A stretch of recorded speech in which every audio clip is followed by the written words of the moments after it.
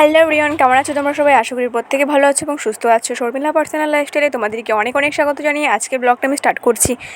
আজকে হচ্ছে শনিবার আর এখন বাজে বেলা 9:30। তো সকাল থেকেই কিছু খাইনি আর আমি এখন সকালে রান্নাই করছি। অ্যাকচুয়ালি সকালবেলা বাসি কাজ করতে করতে লেট হয়ে গেছে আজকে রান্নাটা চাপাতে। তো এখনই বসলাম, তো আগুনটাও জ্বালিয়ে দিয়েছি। যেহেতু আগুন জ্বালানো হয়ে গেছে তো আমি এখানে সবজি কেটে নিচ্ছি আর তেলটা গরম হবে আর ভাজা একটু করে নেব, এর মধ্যে আমার সবজি কাটা কমপ্লিট হয়ে যাবে। আমি কড়াইতে সর্ষের তেল দিয়ে দিয়েছি, তো কড়াইটা আস্তে আস্তে গরম হচ্ছে, তেলটাও গরম হচ্ছে আর এদিকে আমি আলু কেটে নিচ্ছি। তো আজকে আমাদের বাড়িতে আমার মামি আছে, বোন আছে, ভাই আছে, দিদা আছে আর মা বাবা মাঠে গেছে কাজ করতে লোকের জমিতে। তো তাদের জন্য রান্না করতে হবে। তো আজকে যেহেতু শনিবার আমাদের বাড়িতে নিরামিষ রয়েছে আর আমার দিদিরা শনিবার নিরামিষ খায় না, তো তাদের বাড়িতে আমার মামিদেরকে নিমন্ত্রণ করেছে। তো ভাইও খাবে বলছিল দিদি বাড়িতে। আর বাড়িতে আমি রান্না করছি আমার জন্য, মায়ের জন্য, বাবার জন্য। আমার যে মামা মামি আছে, আমার মায়ের ভাই আর তো মামির শরীরটা খুব খারাপ, কি একটা রোগ হয়েছে জানি না, তো হাসপাতালে ভর্তি হয়েছে আর অপারেশন হবে। তো মা সেখানেই যাবে বিকালবেলা, তাই বেশি করে চালও দিইনি, তো অল্প অল্প চাল দিয়েছি যাতে 2 বেলা হয়। একবেলা তো সকালবেলা মা খেয়ে যাবে আর বিকেলেরটা মা সেখানে হাসপাতালে গিয়ে রান্না করবে, সেখানেই খাবে। তো দেখো আজকে কি রান্না করছি দেখে নাও। আজকে শনিবার আর মা বাবা মাঠে রয়েছে, বাড়িতে কেনাকাটা কিছু করার জন্য কেউ ছিল না, তার জন্য আজকে এই যে বাড়িতে আলু ছিল অনেকগুলো, তো আলুটাই কাটছি। আর একটা পটল ছিল আর একটা বেগুন ছিল। পটল আর বেগুনটা আমি ভাজা করছি, যেহেতু বাড়িতে একটা পটল ছিল, তো একটা পটল তো একজনের কি দুজনের হবে, তো 3 জনের হবে না, তার জন্য আমি পটলকে ছোটো ছোটো করে কেটেছি গোল গোল করে। দেখো আর একটা বেগুন ছিল, বেগুনটা 3 পিস হয়েছে আর পটলটা 4-5 পিস করেছি, যাতে মোটামুটি মানে গরম ভাতে প্রথম পাতে একটা দুটো ভাজা হলে বেশ ভালো হয়। তাই দেখো তেলটা গরম হয়ে গেছে, তেলের উপরে আমি দিয়ে দিয়েছি পটল আর বেগুনটা আর এক সাইডে আমি আলু কেটে নিচ্ছি, কারণ এই পটল ভাজা হতে হতে আলুটা কাটা হয়ে গেলে তারপরে আমি রান্নাটা চাপাতে পারবো। তো এইদিকে দেখো এখানে আমার পটলটা ভাজা হয়ে গেছে, এক পাশটা আমি উল্টে দিচ্ছি আর এই যে উল্টানো হয়ে গেছে। তো এদিকে আমার আলুটাও কাটা হয়ে গেছে, আলুটা তাই আমি ধুয়ে নিচ্ছি, 2-3টে ধোয়া দিয়ে দিতে হবে। তো আমি এখানে দেখো আলুটা ধুচ্ছি আর কিছুটা বেগুন ছিল আর কি, একটা বেগুন ছিল, সেই বেগুনটা 3 পিসের মতন ভাজা করেছি আর একটু একটু ছিল মানে পোকা খেয়ে নিয়েছিল, তো ওই কারণে তো 2-3 পিস ছিল একটু একটু, ওইগুলো আমি আলুর সাথেই দিয়ে দিচ্ছি। আলুটা ধোয়া হয়ে গেছে আর এখানে মনে হচ্ছে আমার বেগুন ভাজাটা আর পটল ভাজাটা হয়ে গেছে, তাই আমি বেগুন আর পটলটা একটা বাটিতে নামিয়ে নিয়েছি। দেখো এইখানে তো এই যে তারপরে আমি কড়াইতে দিয়ে দিচ্ছি সর্ষের তেল, কারণ আলুটা রান্না করব। তো সর্ষের তেলটা গরম হয়ে গেছে, দেখো ধোয়া উঠছে সর্ষের তেলের উপর থেকে। এই সর্ষের তেলের উপরে আমি এখন একটু জিরে ফোড়ন দিয়ে দেবো।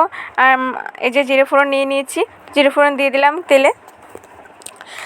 আর এই যে আলুটা, একটু বেগুনও ছিল আলুর মধ্যে বলেছিলাম, তো একটু লম্বা লম্বা করে কেটেছিলাম আলুগুলো।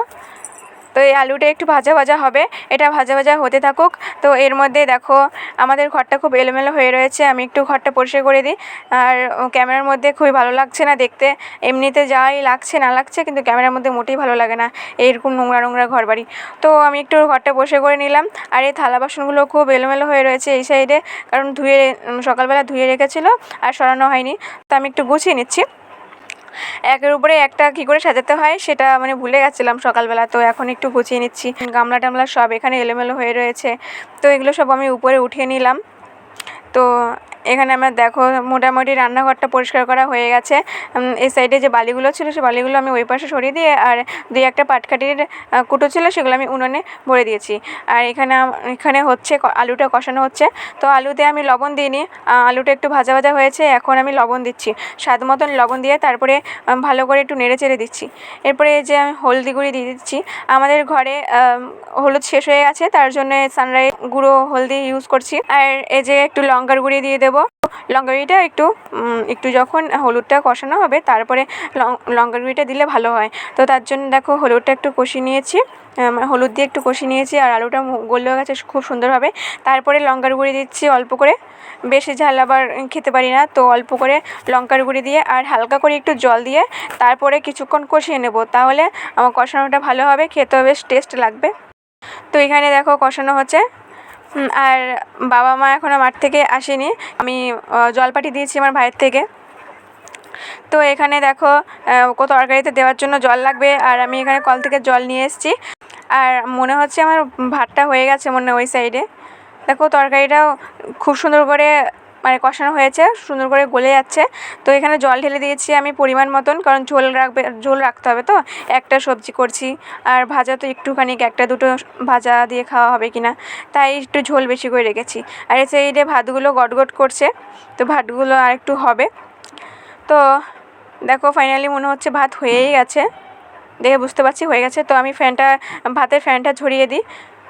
তো আমি নাতা খুঁজে পাচ্ছিলাম না। তো যাই হোক এত ঘরের মধ্যে এত এলোমেলো রয়েছে, তার জন্য খুঁজে পাচ্ছিলাম না। তো যাই হোক লাস্ট পর্যন্ত ফ্যান ঝরাতে দিয়ে দিলাম। আর এই সাইডে আমি একটা হাঁড়ি বসিয়ে দিলাম, যাতে আগুনটা উঠে না যায় উপর দিয়ে। তো হাঁড়িতে বসিয়ে দিয়ে খালি হাঁড়ি ছিল, তো একটু জল দিয়ে দিয়েছি, না হলে হাঁড়িটা পুড়ে যাবে।